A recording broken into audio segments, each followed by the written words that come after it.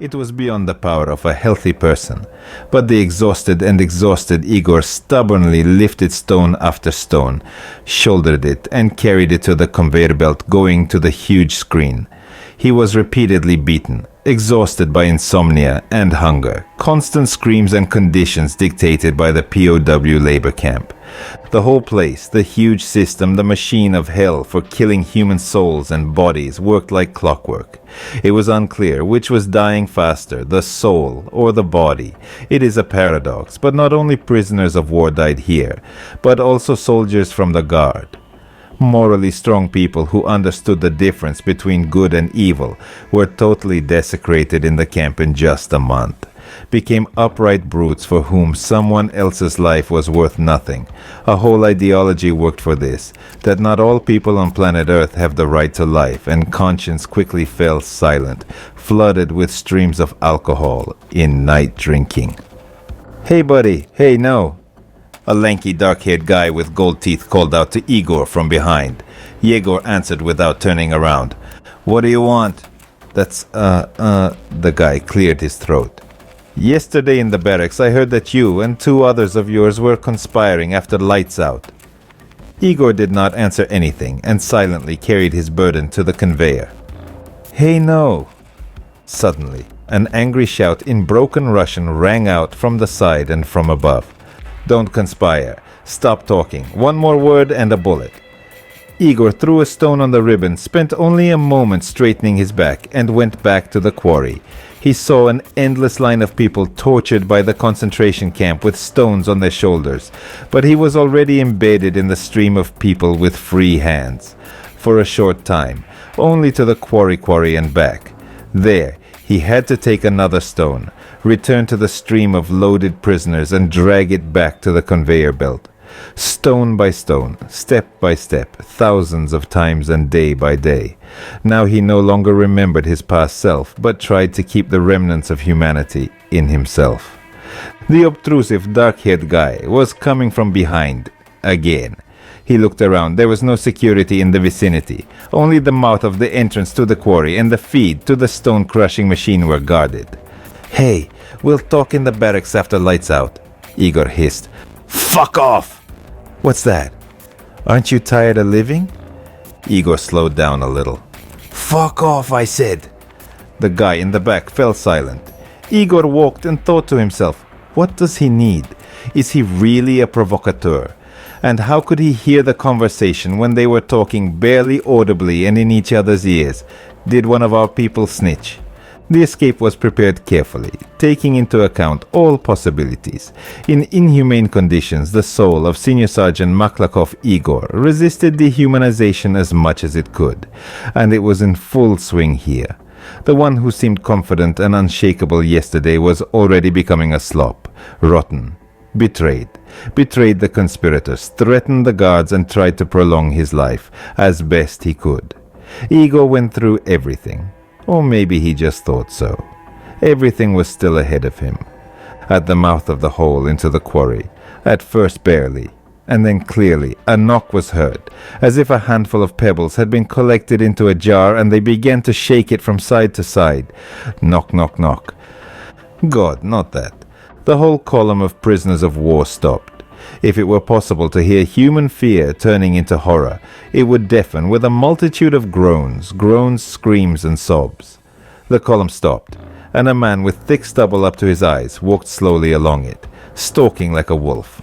A look, icy, expressionless, and a constant, wandering smile. He walked along the chain and waved a small, round tin box at his ear.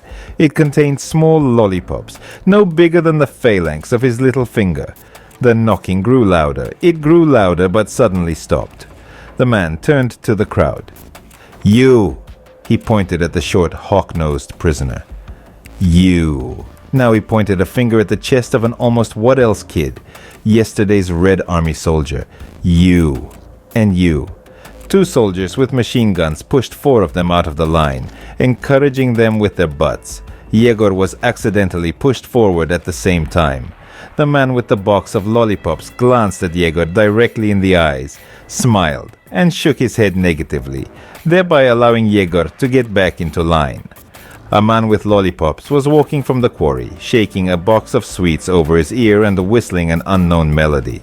The prisoners obediently followed him. Everyone knew what would happen next. The prisoners have only a few minutes left to live.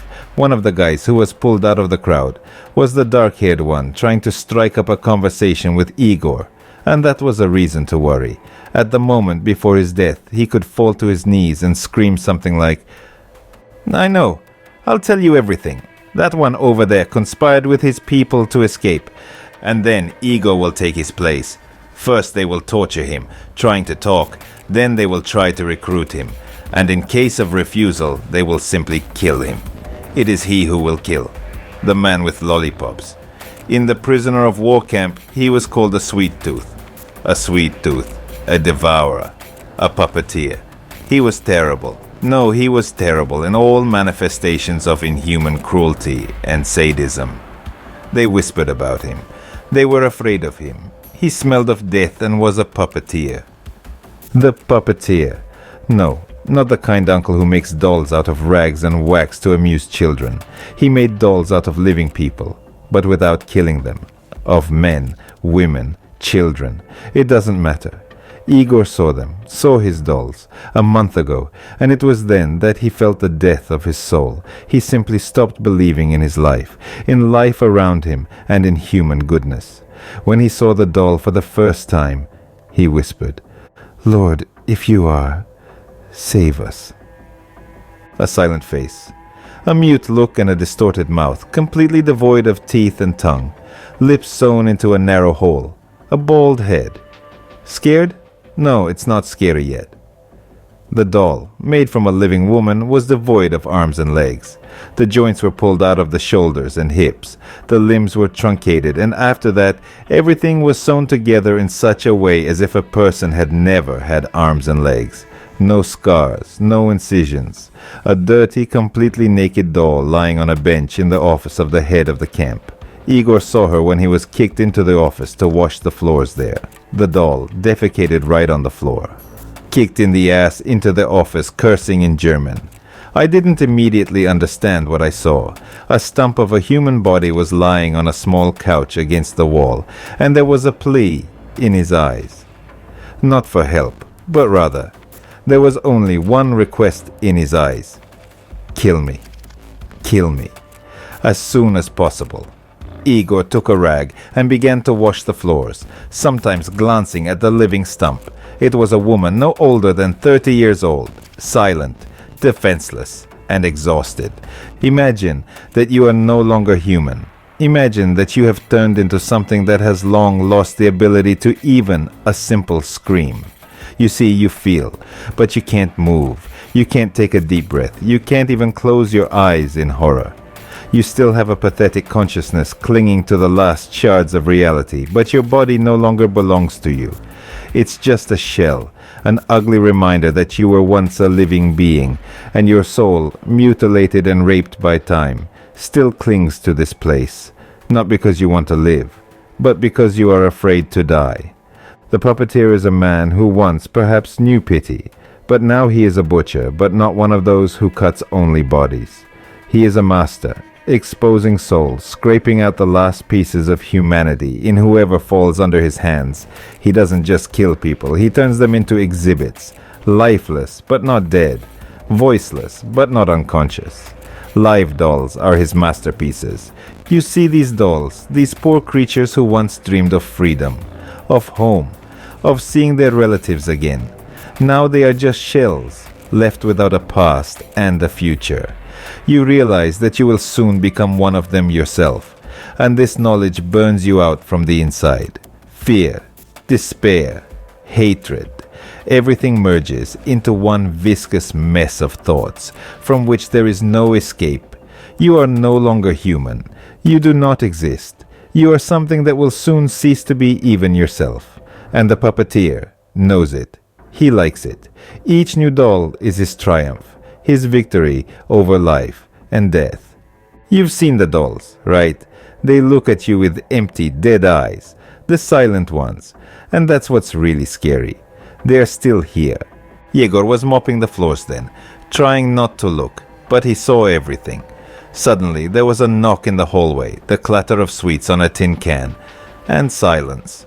The sweet-toothed puppeteer could walk silently. He quietly entered the room and walked up to the doll and put it upright. Igor was afraid to even breathe. Before that, he was not afraid of anything. Neither beatings, nor bullying, nor even death in this damned concentration camp, but what he saw absolutely dehumanized him, filled his soul with icy horror. He was ready to turn into dust, into an insect, if only the puppeteer would not pay attention to him. But he did. Stroking the doll's head, he looked at Igor, and then took a jar of lollipops out of his pocket, and spoke in Russian with an accent. "Do you want a lollipop, eh?" Igor did not answer, rubbed the floor with a rag and looked at one point, making mechanical movements with his hands, as if on an automaton, and then the puppeteer began to smile. "None of you want to answer. How impolite you all are." It is not known how it would have ended, but one of the officers entered the office. This officer kicked Igor out into the yard and forced him to climb a tree.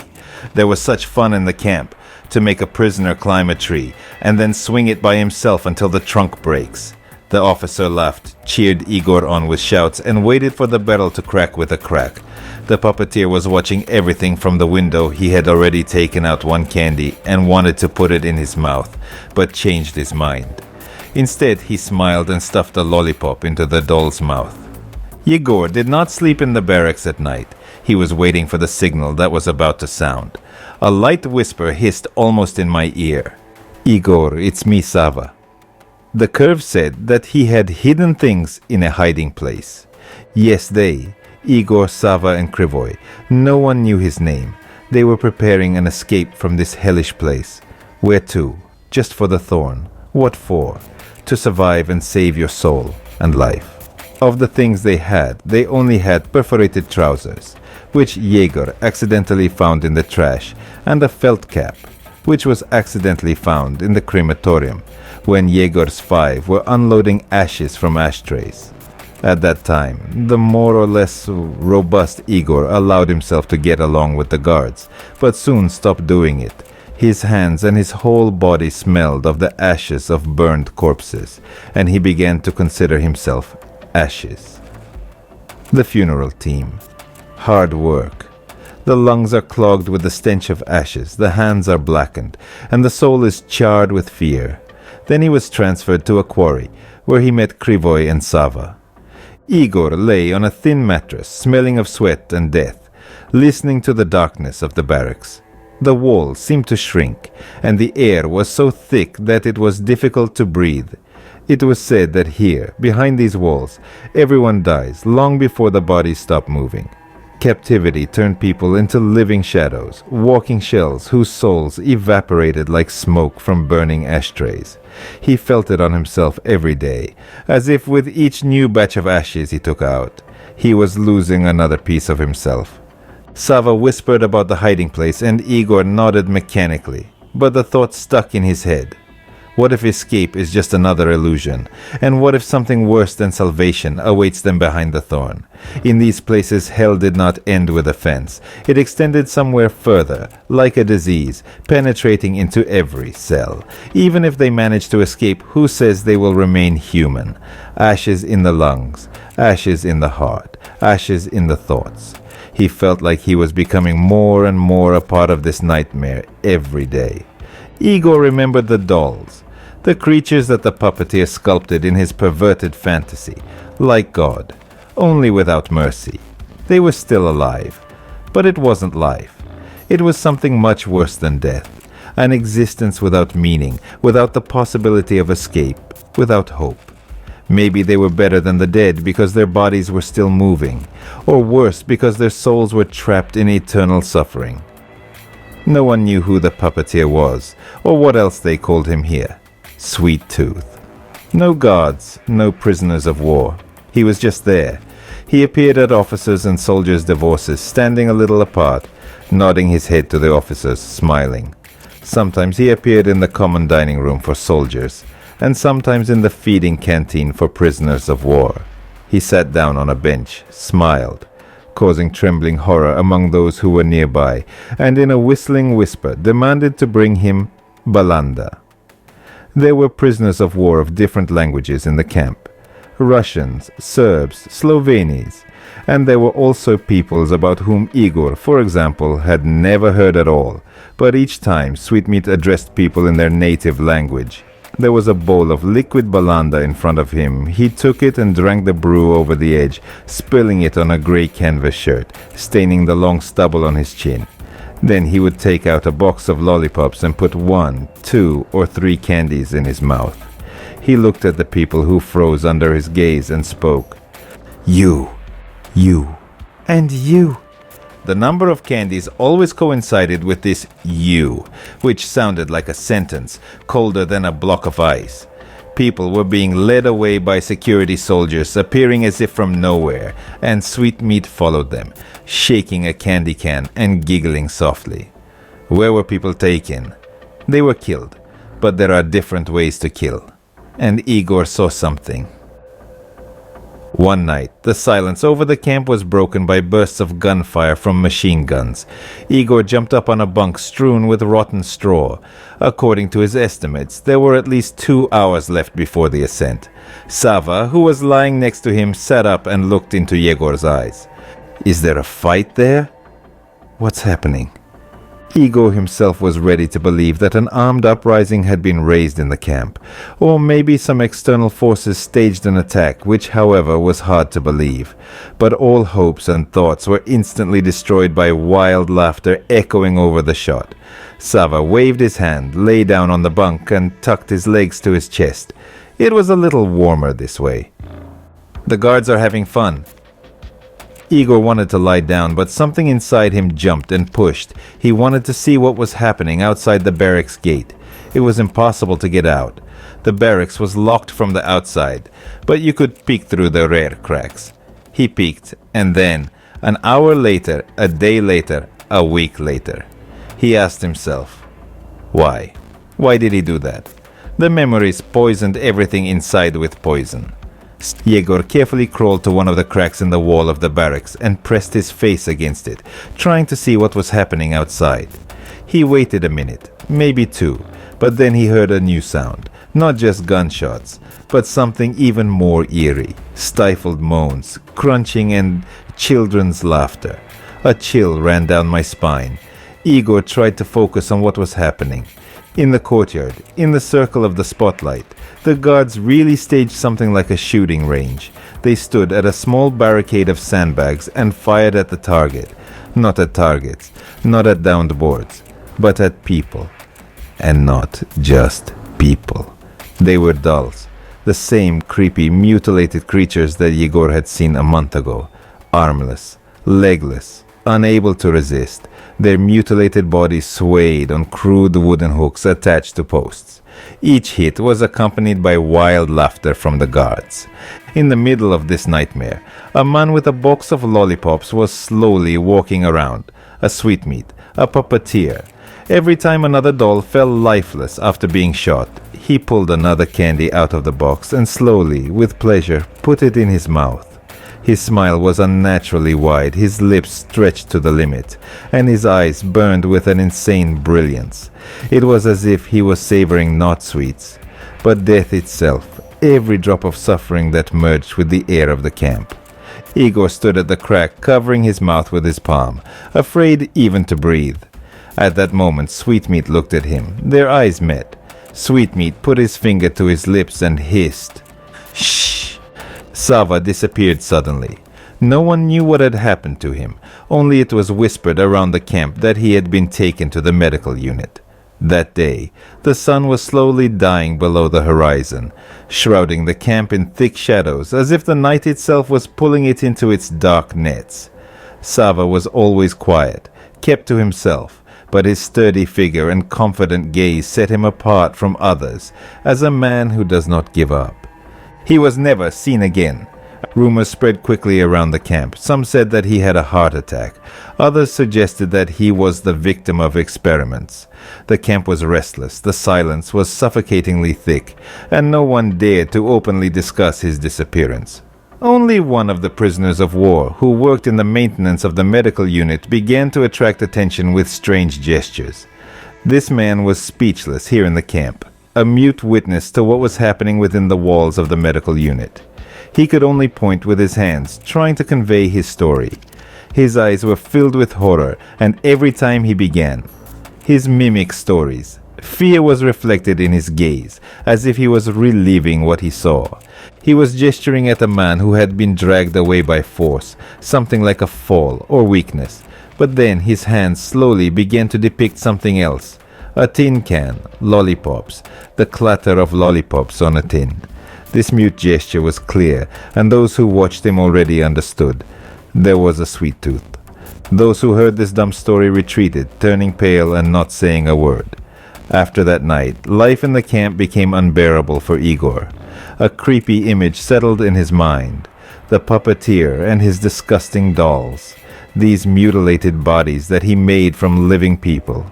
Every time he picked up another stone in the quarry, he felt something in him being torn apart.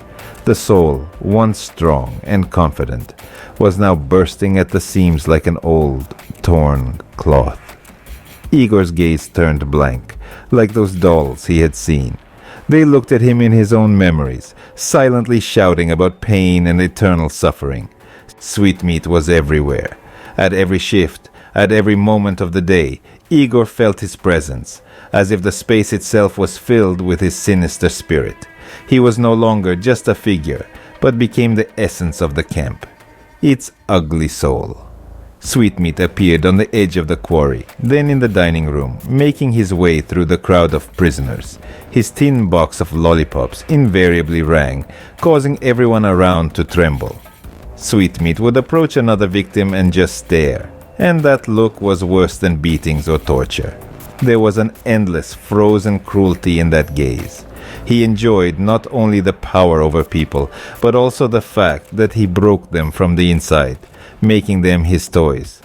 Sometimes Sweetmeat looked at Igor. Their gazes met, and in the puppeteer's eyes, Igor saw his own reflection. Distorted, impersonal, as if he was already part of the collection. Igor wanted to scream, protest, tear his hair out, but he didn't have the strength. He felt more and more like his soul was emptying, turning into an empty shell. And the day came when Igor realized that he was no longer living. He existed as part of the vast, unfeeling machinery of the camp. His body was moving, lifting rocks, following orders, but there was nothing left inside. Only emptiness and horror of the inevitable. One night, Yegor woke up with a creepy feeling as if he was being watched.